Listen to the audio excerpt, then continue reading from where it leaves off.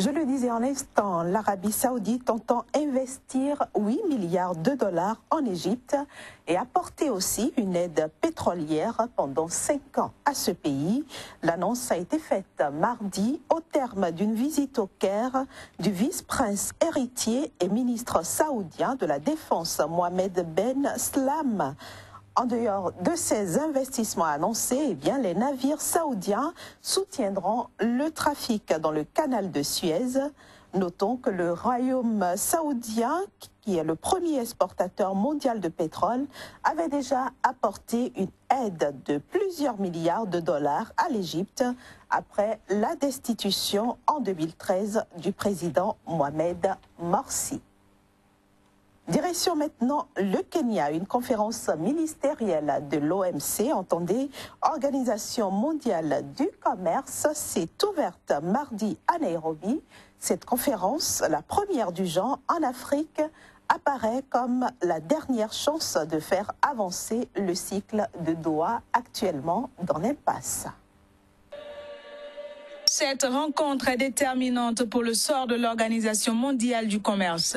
Elle vise notamment à sortir de 14 années d'impasse le cycle de Doha. Lancé en novembre 2001 au Qatar, le cycle de Doha a pour but de réformer en profondeur, sur une base multilatérale, le système commercial international. Un objectif dont l'atteinte passe par la réduction des barrières commerciales et la révision des règles commerciales. Mais face au contexte d'enlisement, des pays ont préféré ces dernières années négocier en dehors de l'OMC des accords régionaux en concurrence directe avec l'organisation basée à Genève. Chose qu'entend remédier cette conférence abritée par le Kenya, dont le président a appelé l'OMC à poursuivre l'intégration des pays les moins développés et des nouveaux membres dans le régime du commerce mondial. Holding this ministerial conference in Africa is a good opportunity. Tenir cette conférence ministérielle en Afrique est une bonne opportunité pour souligner le gros potentiel de l'Afrique et également des pays moins développés. En tant que continent, avec la plus basse participation au marché global et avec la population la plus jeune et celle qui connaît la plus forte croissance, le monde va changer en mieux avec une Afrique qui échange plus de biens et de services avec plus de marchés. That trades more goods and services with more markets. We are optimistic. Nous sommes optimistes que cette réunion est vouée à avoir un impact sur le marché mondial, à renforcer les règles multilatérales du système commercial, à assurer que les pays les moins développés du monde reçoivent des accords plus favorables en enlevant les barrières qui favoriseront un plus grand pourcentage de marché global. Ce sommet intervient 2 ans après la signature d'un accord douanier entre les différents ministres de l'OMC à Bali.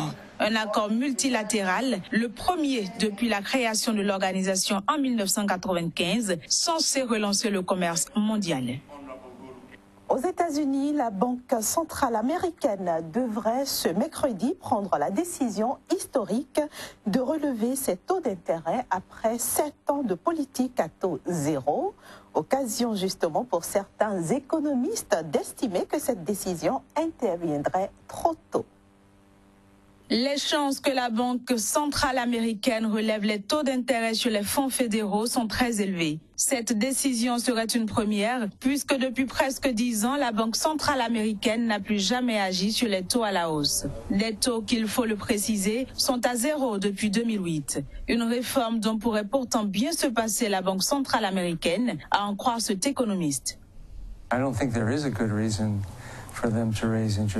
Je ne pense pas qu'il y ait une bonne raison de relever les taux d'intérêt. D'abord, même si le chômage a baissé de 5%, l'économie a perdu 3 millions d'emplois et beaucoup de gens ont quitté la vie active ou sont forcés de prendre un travail à temps partiel. Notre marché du travail reste affaibli, les salaires stagnent, donc relever les taux d'intérêt, s'il y a impact, ce sera de ralentir notre économie. Il y a des risques de pousser l'économie vers la récession si les marchés pensent que cette hausse n'est qu'une première étape et s'il y a d'autres hausses. On ne sait pas vraiment quel impact une hausse va avoir, mais s'il y a impact, il sera négatif pour l'emploi et les salaires. À l'inverse, on ne risque rien si on décide d'attendre.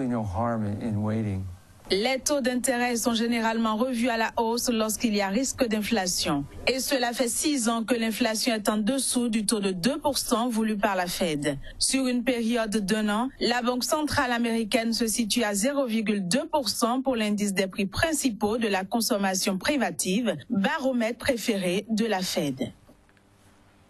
Direction maintenant la France pour dire que le revenu total des exploitations agricoles françaises devrait augmenter de 8,8% en 2015, une augmentation suscitée par les hausses de prix des productions végétales, malgré donc un repli marqué des produits de l'élevage, en particulier le lait et le porc.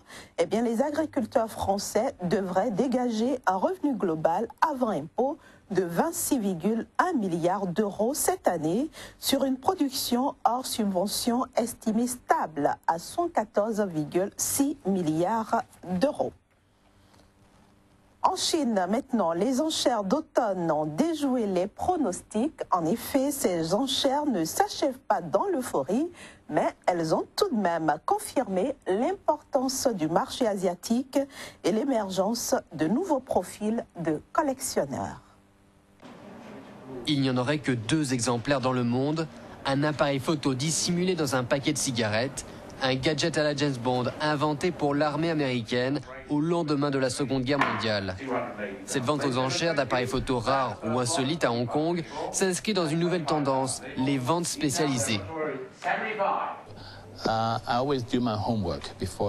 Je fais toujours mes devoirs avant de venir et je choisis toujours les meilleurs dans le catalogue.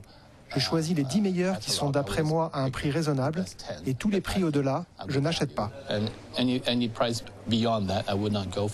Les maisons d'enchères ont dû s'adapter au ralentissement de l'économie chinoise qui a des répercussions jusque dans les salles de vente. Si on compare le marché d'aujourd'hui à ce qu'il était en 2010-2011, quand il y avait beaucoup de capitaux fébriles qui arrivaient de Chine et se déversaient sur le marché, alors tout était vendu. Les gens arrosaient avec leur argent. Eh bien, on est très loin de cette ambiance-là maintenant. L'Asie reste tout de même la meilleure perspective de développement pour les maisons d'enchères. Ainsi, depuis quelques années, les grandes maisons britanniques se tournent vers cette clientèle exigeante. Il y a une nouvelle génération de collectionneurs qui arrivent et qui sont de fins connaisseurs. Ils veulent avoir accès à des œuvres très variées, à des prix différents. Pour preuve, ce dernier record, un nu couché de Modigliani, vendu pour 170 millions de dollars à New York, à un ancien chauffeur de taxi chinois. Dernière escale de ce journal de l'économie, le Togo. On va se retrouver juste après une petite transition. Nous sommes donc au Togo pour parler du 3e trimestre 2015. Le PIB a augmenté de 0,3%. Kazmi Pédio.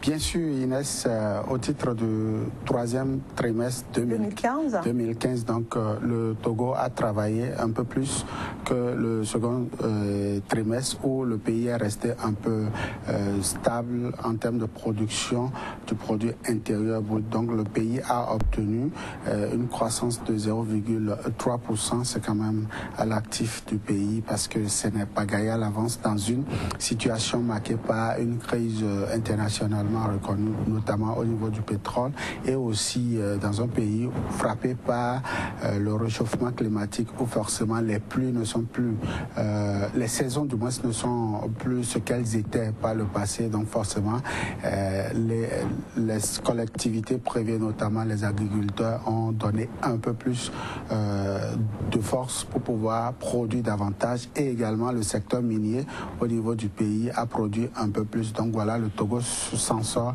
avec un PIB de 0,3%, c'est quand même soutenable. 7, c'est minime par rapport à ce qu'on aurait voulu, mais figurez-vous, c'est déjà bien. Alors, à combien estime-t-on la production totale du Togo? Alors, lorsque nous prenons secteur par secteur, lorsque nous prenons par exemple le secteur agricole, le Togo est allé un peu au-delà des 500 000 tonnes de vivres pour le compte de ce trimestre-là. Il faut préciser que c'est l'effort de toute une saison agricole qui est ainsi évalué. Ce n'est pas que le trimestre qui a donné ça, c'est déjà la production qui s'étend déjà sur 2 années. Donc la saison, elle va d'une année, c'est-à-dire de 2014 jusqu'en 2015. Donc voilà un peu ce que le Togo a dû récolter. Et ceci va continuer par impacter surtout le secteur secondaire et le secteur tertiaire, parce que lorsque ça produit au niveau du secteur primaire, c'est que le secondaire s'en occupe pour la transformation, et de l'autre côté, le secteur tertiaire récupère pour le transport et les services. Donc forcément, cette croissance de 0,3% aura d'ici 2016 des impacts sur l'économie. Mais alors, tout n'est pas pour autant rose au Togo. Bien sûr, tout n'est pas pour autant rose. Lorsque vous prenez par exemple le solde extérieur, cela contribue au titre du 3e trimestre à un taux négatif au niveau du pays. Donc les exportations, c'est-à-dire les produits qui ont quitté le Togo pour d'autres pays, que ce soit au niveau de la sous-région ou bien au niveau international, n'ont pas du tout évolué.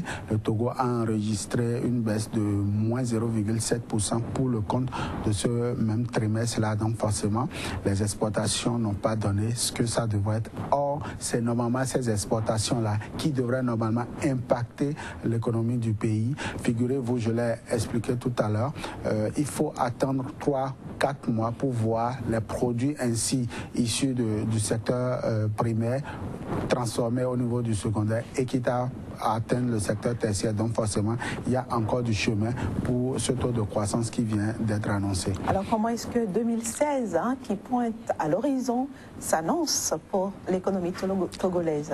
Alors lorsqu'on parle du Togo, c'est forcément pas une économie qui forcément séduit, mais le Togo fait son petit bonhomme de chemin, parce que lorsque vous interrogez les ménages, forcément les ménages vivent difficilement dans ce pays-là.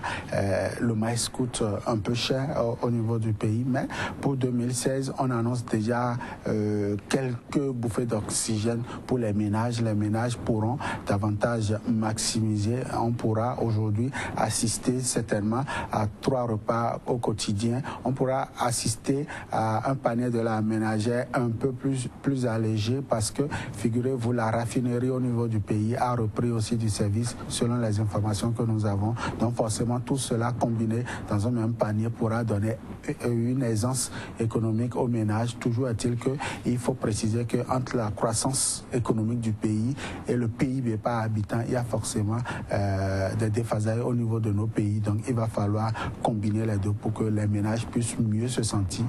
Donc voilà les informations que nous avons. Merci beaucoup Kazmi Pedjo de nous avoir fait visiter le Togo sans nous y amener directement.